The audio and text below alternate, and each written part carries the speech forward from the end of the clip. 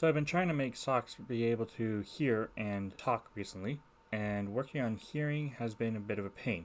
I have done quite a bit of research to try and find what is the best way to hook up two microphones to socks because I need to have stereo audio, and I have come across I2S. After much work of dealing with I2S, I have found that it is not like I2C at all, but it is the best option to get digital audio in.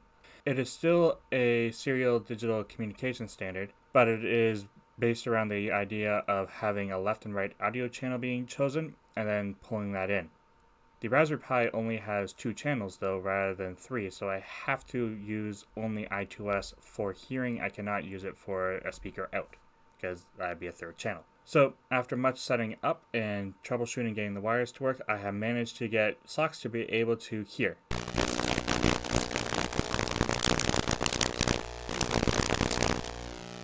It sounds awful, but it's mainly due to the noise caused by breadboards and high-frequency digital switching.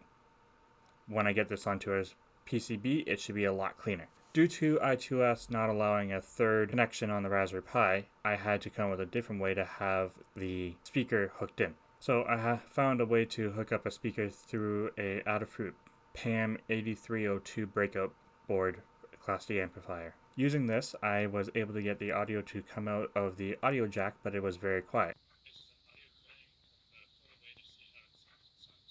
So then I had to create a separate amplifier that I was able to get help with from the Electronic Stack Exchange, and it works.